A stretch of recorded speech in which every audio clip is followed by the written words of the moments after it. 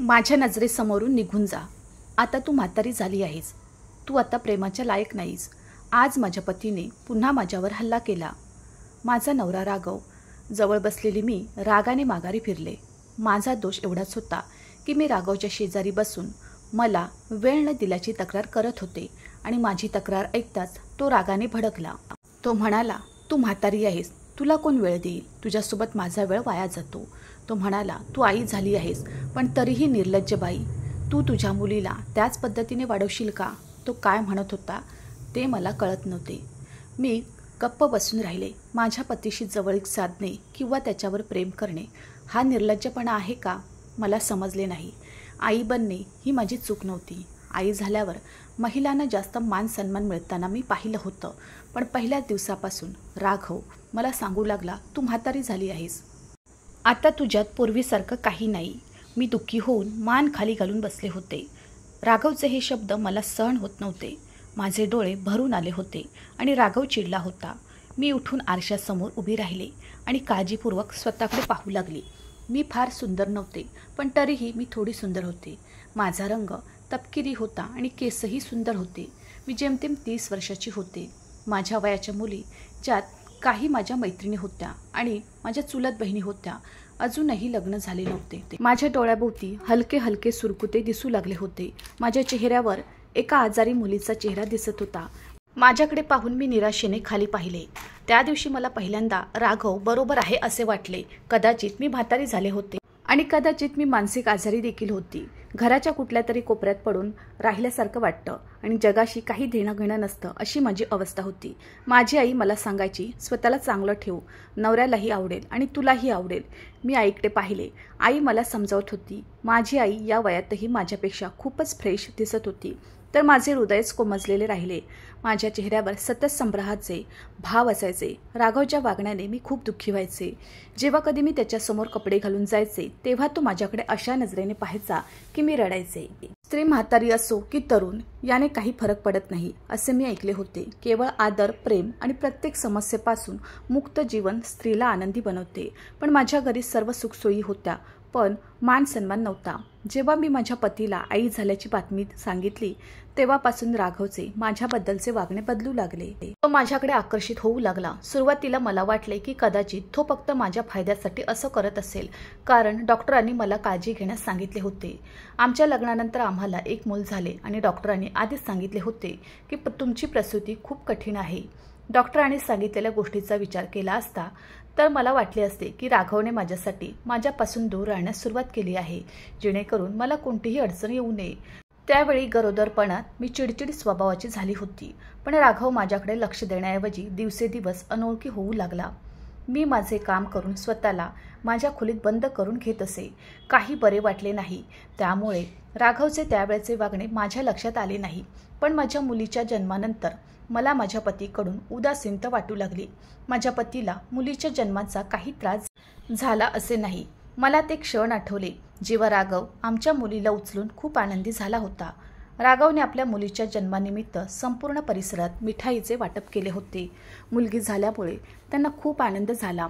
त्याने स्वतःच्या मुलीचे नाव देखील ठेवले होते.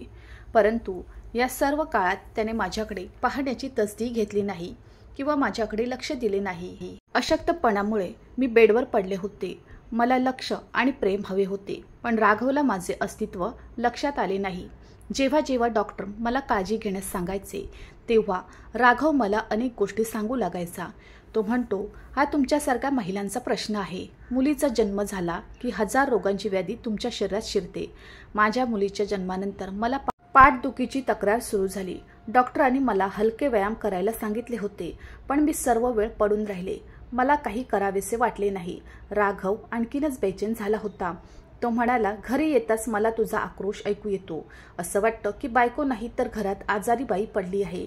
मी त्याचं बोलणं शांतपणे ऐकायचे आणि राघवकडे बघितलं की तो अजून लहान आहे असं वाटायचं, जरी तो माझ्यापेक्षा वयाने मोठा होता. त्याला काय प्रॉब्लेम होता हे माहीत नाही. मी माझ्या वयापेक्षा खूप मोठी दिसू लागले होते. कदाचित मला खूप ताण येऊ लागला होता. तो सर्व प्रकारे तंदुरुस्त राहिला, स्वतःची काळजी घेतली आणि त्याला कधीही कमजोरी किंवा आजार झाला नाही. मी एक स्त्री होते. माझ्या अशक्तपणामुळे तो चिडायला लागला. त्याला अतिशय तंदुरुस्त मुली आवडायच्या, ज्यांची फिगर पाहण्यासारखी होती. आणि एका मुलाला जन्म दिल्यानंतर मी माझी फिगर गमावली होती. माझे सौंदर्यही हरवले होते. बरं, टेन्शनने माझ्या चेहऱ्यावरची चमक हिरावून घेतली होती आणि राघवला वाटलं की हे सगळं माझ्या वाढत्या वयामुळे घडत आहे. जेव्हाही तो माझ्या जवळ यायचा तेव्हा तो माझ्याकडे निरुत्साही नजरेने बघायचा आणि माझ्या जवळ झोपलेल्या त्याच्या मुलीला उचलून तिच्यावर प्रेम करायचा. मी आश्चर्याने राघवकडे बघत राहायचे. त्याला मुलगी भेट देण्यामागे मीच आहे हे त्याला कळले नाही, पण राघवला त्याची पर्वा नव्हती. उलट आज जेव्हा मी त्याच्या जवळ जाण्याचा प्रयत्न केला तेव्हा त्याने मला झटकून टाकले आणि म्हणाला की तू माझ्या डोक्यात जात आहेस. आता तू एका मुलीची आई झाली आहेस. कृपया मर्यादेत राहा. तुझं वय अशा प्रकारांना परवानगी देत नाही. राघवच्या तोंडून असे शब्द पहिल्यांदाच ऐकून मी थक्क झाले. मला विश्वासच बसत नव्हता की मुलीच्या जन्मानंतर राघव मला म्हातारी म्हणू लागला होता. माझ्या वयाबद्दल तो मला सतत टोमणे मारू लागला. मला त्याच्याकडून पूर्वीसारखेच प्रेम हवे होते आणि तो मला निर्लज्ज असे शब्द वापरू लागला. मला लाज वाटायला लागली. मला वाटले की राघवचा मूड कुठल्या तरी बाईने खराब केला असेल किंवा कदाचित त्याच्यावर कर्ज जमा झाले असेल, कारण त्याची मुलगी एका महागड्या हॉस्पिटलमध्ये जन्माला आली होती आणि या काही दिवसात राघवने खूप खर्च केला होता. मी धीर धरून राघवच्या प्रत्येक वाईट गोष्टी सहन केल्या, पण काही दिवसांनी राघवने मला अशी गोष्ट सांगितली की मी बसूनच राहिले. माझ्या मुलीच्या जन्मावर मला मिळालेल्या भेटवस्तूंमध्ये माझ्या बहिणीने मला एक सुंदर लिपस्टिक देखील दिली. मी माझ्या ओठावर लावली. ती गडद लाल लिपस्टिक होती. मला हा रंग खूप आवडला. नीट तयार झाल्यावरच लिपस्टिक लावेन असं मनात आलं, पण नंतर आळस आला आणि तयार होण्याचा बेत सोडून दिला. त्याप्रमाणे केस विंचरून ओठावर लिपस्टिक लावून कपड्यावरील सुरकुत्या हाताने साफ करण्याचा प्रयत्न केला. आज मी आंघोळही केली नाही. काल परिधान केलेले कपडे होते. मी राघव समोर गेले. राघव मला पाहताच माझ्याकडे एकटक बघतच राहिला. त्याने माझ्याकडे डोक्यापासून पायापर्यंत एक कटाक्ष टाकला. मग टिंगल टवाळी करत तो म्हणाला, जुनी घोडी आणि लाल लगाम, किती विचित्र बाई आहेस. तरीही तुला नवविवाहित नववधूंचा छंद आहे. हा रंग तुझ्या चेहऱ्यावर अजिबात चांगला दिसत नाही. प्रशंसा करणे तर दूर, राघवने माझी खूप चेष्टा केली. मी लाजिरवाणे होऊन समोरासमोर राहिले आणि बराच वेळ काही बोलू शकले नाही. राघवने माझी चेष्टा केली आणि निघून गेला आणि मी कितीतरी वेळ आरशात स्वतःला पाहत राहिले. दुःखात तो रंग ओठावरून पुसताना मी किती वेळ रडले. राघवचं माझ्याशी वागणं खूप कठोर होत होतं. आता छोट्या छोट्या गोष्टींवर टोमणे मारायला सुरुवात केली. जरी पूर्वी असे नव्हते. लग्नानंतर हाच राघव माझ्या मागे फिरायचा.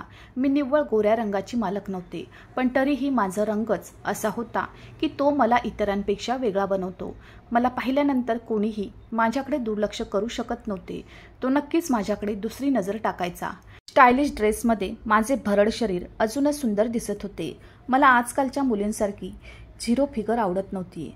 मला फक्त भरलेले शरीर आवडायचे आणि माझी फिगर अशी होती. त्यावेळी राघवही माझ्या फिगरचे कौतुक करायचे.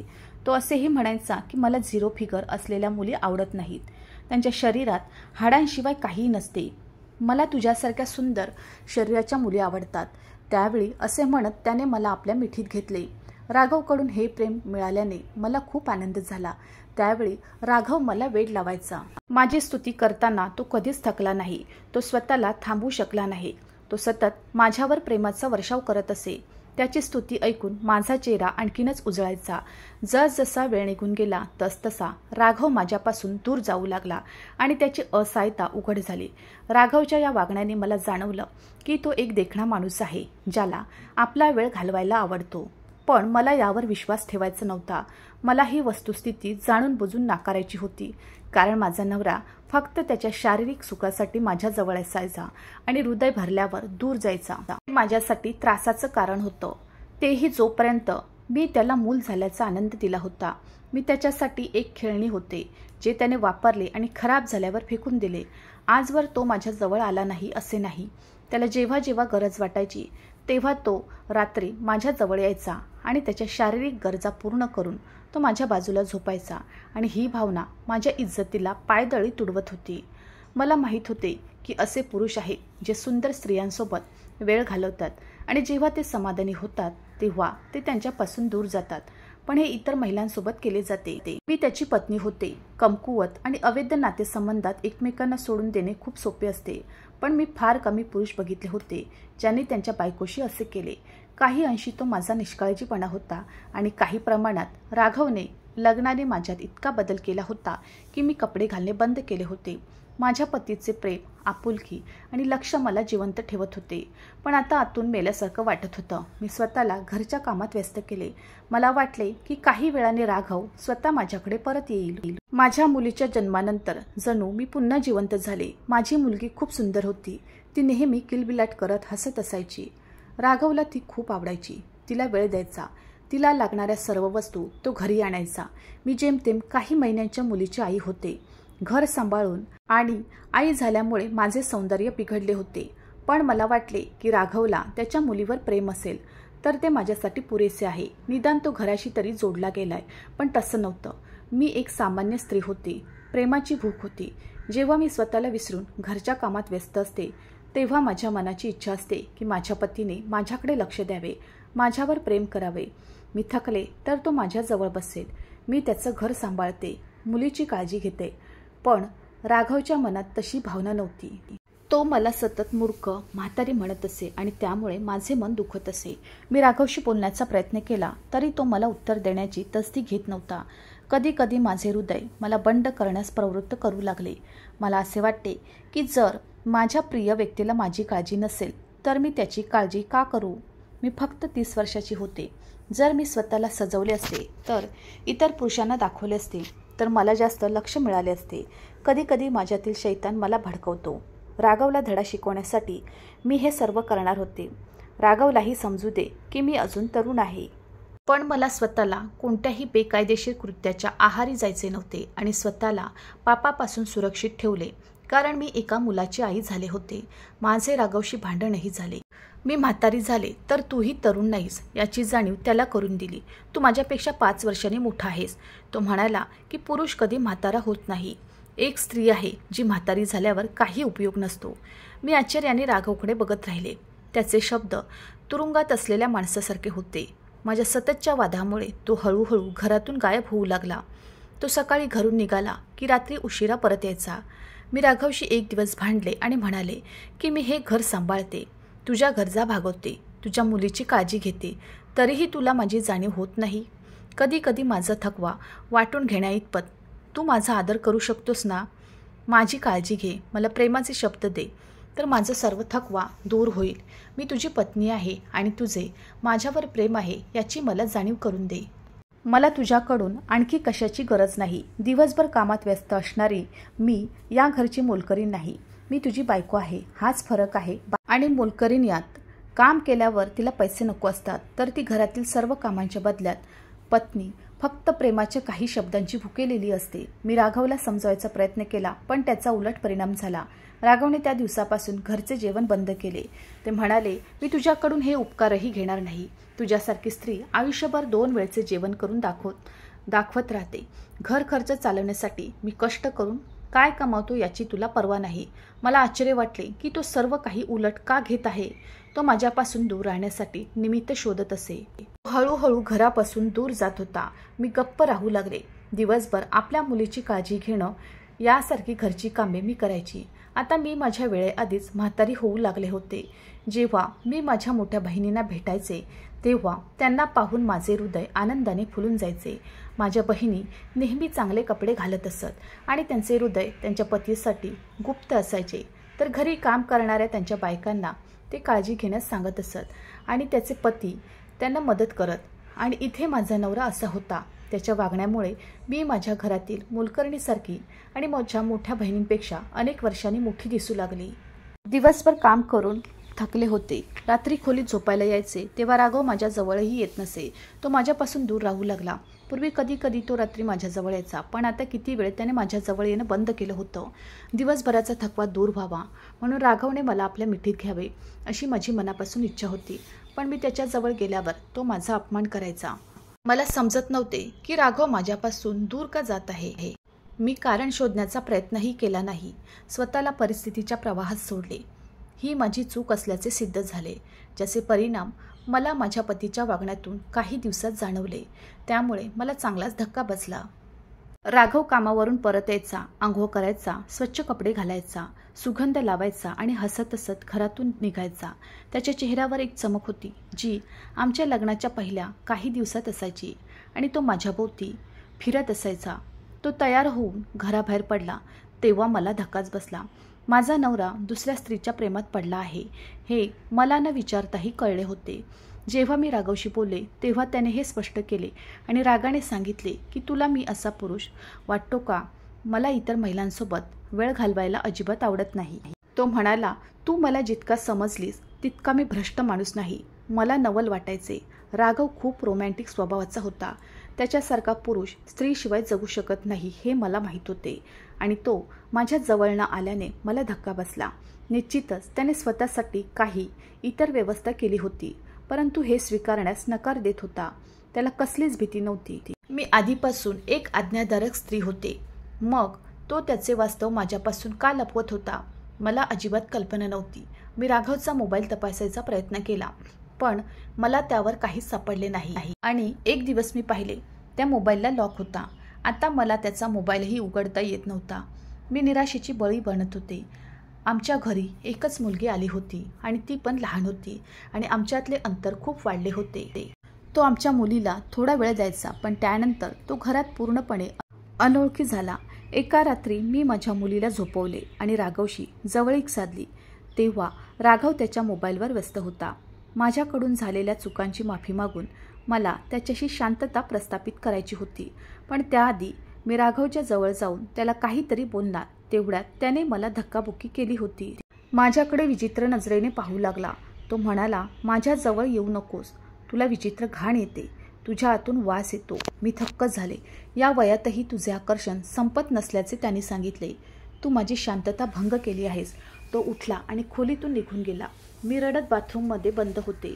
दिवसभर स्वयंपाकघरात अन्न शिजवल्यामुळे कदाचित माझ्या अंगाला मसाल्यांचा वास येऊ लागला असेल. किती वेळ मी पाण्याखाली उभी राहून रडले. मसाल्यांचा वास माझ्या अंगातून निघून जावा म्हणून मी स्वतः स्क्रब करायला लागले. राघव मला हे प्रेमाने बोलू शकला असता, पण त्याने मला वाईट बोलून फटकारले. जणू मी अस्पृश्य आहे. मी नैसर्गिकरित्या एक निश्चित मुलगी होते. मला कपडे घालण्याची फारशी आवड नव्हती. मी माझ्या साधेपणात सुंदर दिसत होते, त्यामुळे लग्नानंतर लगेचच मी तयार होणं बंद केलं. त्यावेळी राघवही म्हणायचा की तू मेकअप न करताही सुंदर दिसतेस, पण तरीही तू तयार व्हायला हवं. माझा चमकणारा रंग राघवला वेडा बनवायचा, पण आता तो माझ्या बाबतीत बेफिकीर झाला होता. एक दिवस राघव घराच्या अंगणात फोनवर कुणाशी तरी बोलण्यात मग्न होता.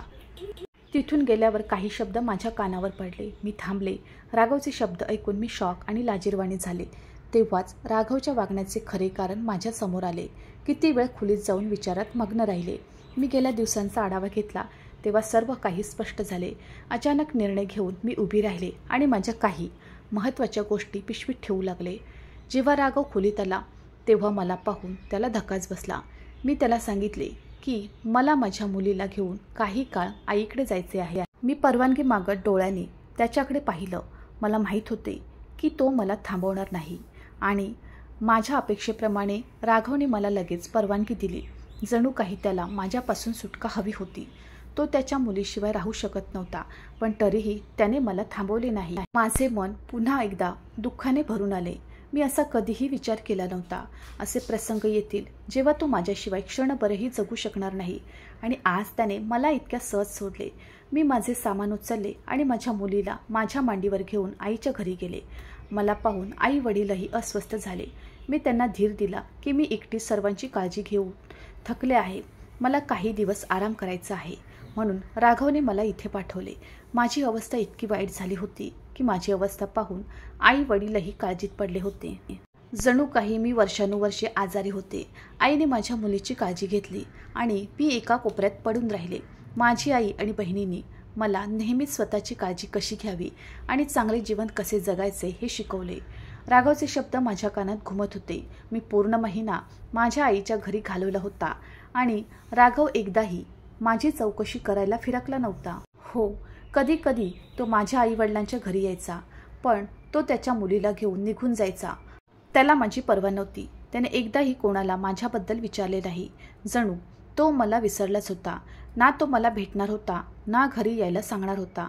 माझे घर वाचवायला मी स्वतःलाही विसरले. पण आश्चर्याची गोष्ट म्हणजे मीच आरोपी होते. त्या दिवशी मला समजले की घटस्फोटानंतर मुलीला दोष का दिला जातो. मी निर्णय घेतला आहे. मी स्वतःला बदलू लागले. स्वतःला एका नव्या स्त्रीमध्ये रूपांतरित करू लागले. माझ्या नवऱ्याचे शब्द आठवले की एक वेगळीच भावना मनात भरते. माझा बदल आता माझ्या व्यक्तिमत्वावर स्पष्ट दिसत होता. मी दररोज तासनतास बसून स्वतःला आरशात बघत राहायचे आणि उणिवा शोधत असे. त्यामुळे मी माझ्या नवऱ्याला म्हातारी दिसू लागली. आई झाल्यामुळे माझी आकृती निराकार आणि कुरूप झाली होती. माझे सौंदर्य गेले होते. पण आता मला स्वतःला सिद्ध करायचे होते. दरम्यान घरच्यांनी प्रश्न विचारण्यास सुरुवात केली. सर्वांना वाटले की मी माझ्या पतीपासून घटस्फोट घेतला आहे. माझे आई वडीलही चिंतेत होते. आता त्यांनी मला परत जायला सांगितले. साधारण 1.5 महिन्यानंतर राघव त्याच्या मुलीला भेटायला आला. तेव्हा मी अचानक त्याच्या समोरून गेले आणि तो मला पाहून थक्कच झाला. मी म्हणाले, मला घरी जायचे आहे. तो अचानक उभा राहिला. आश्चर्याने माझ्याकडे पाहत होता. या 1.5 ते 2 महिन्यात मी स्वतःला बदलून टाकले होते.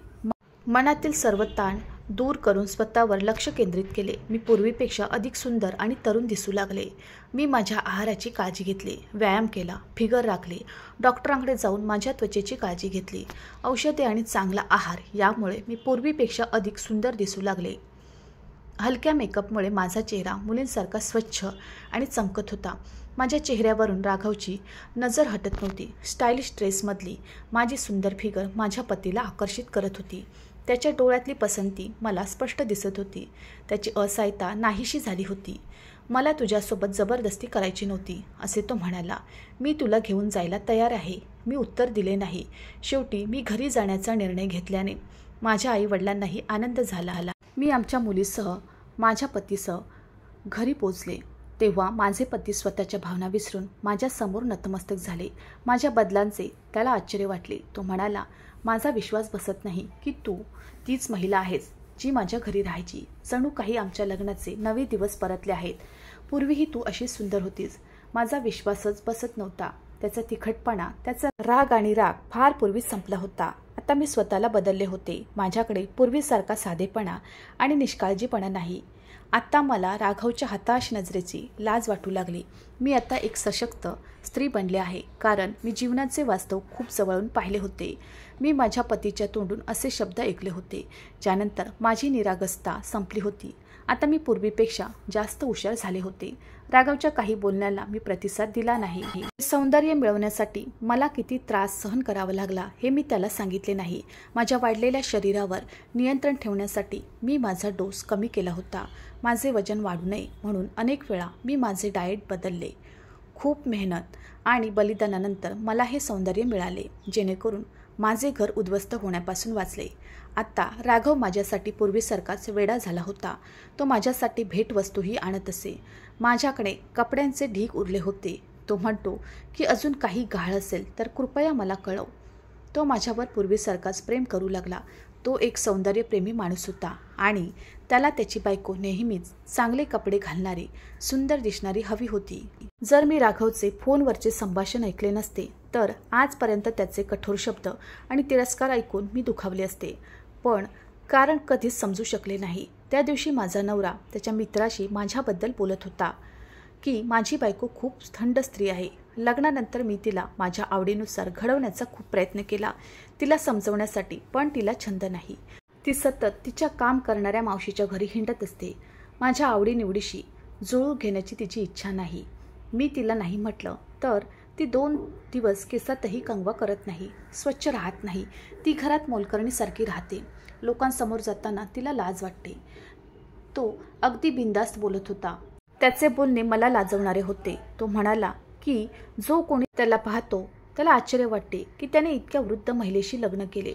ती तिच्या वयाच्या दुप्पट दिसते, पण तिला काळजी नाही. मला तिचा कंटाळा यायला लागलाय. तिला बघून किळस येते. तिच्या अंगात मसाल्याचा वास येतो. तिला प्रेम करावेसे वाटत नाही. तिला जाणीव करून देण्याचा आणि लाज वाटण्याचा मी माझ्या परीने प्रयत्न केला.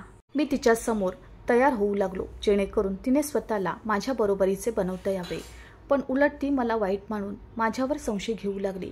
ती माझ्या मोबाईलमध्ये शोधत राहते, जेणेकरून तिला माझ्या भ्रष्टतेचे पुरावे गोळा करता येतील. परंतु ती स्वतःकडे लक्ष देत नाही. की तिने देखील बदलले पाहिजे. जेव्हा नवरा ऑफिसमधून थकून आणि दमून परततो तेव्हा आपल्याला ताजेतवाने पत्नीला पाहून त्याचे मन आनंदी होते. त्याचा सगळा थकवा निघून जातो. पण ती माझ्यासमोर दासीसारखी येऊन उभी राहते आणि माझा मूड खराब होतो. म्हणून मी घरापासून लांब राहायला लागलो. पण ती अजूनही तशीच आहे. राघवच्या या बोलण्याने मला माझ्या नवऱ्याविरुद्ध तक्रार असल्याची जाणीव झाली. त्याचीही माझ्याबाबत अशीच तक्रार होती. मला तिची काळजी नाही असे तिलाही वाटत होते. राघव म्हणू लागला की बायको अशी असावी की ती नवऱ्याला स्वतःशी खेचून घेईल. मी तशी म्हातारी नव्हते, पण वयाच्या आधी मी स्वतःला म्हातारी समजत होते. मी वेळेत स्वतःवर नियंत्रण ठेवले आणि माझे घर उद्ध्वस्त होण्यापासून वाचले. यानंतर राघवने माझा कधीच द्वेष केला नाही. तो नेहमी माझ्यावर प्रेम करत असे. त्याची एकच तक्रार होती की मी स्वतःकडे लक्ष देणे सोडून दिलं होतं. पण मला ते जाणून देण्याची त्याची पद्धत वेगळी होती. पण काही असलं तरी राघव त्याच्या जागी बरोबर होता.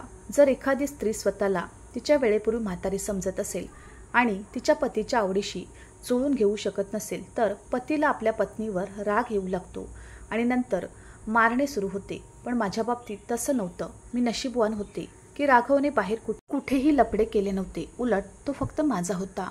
मित्रांनो, मला आशा आहे की तुम्हाला आमची कथा आवडली असेल.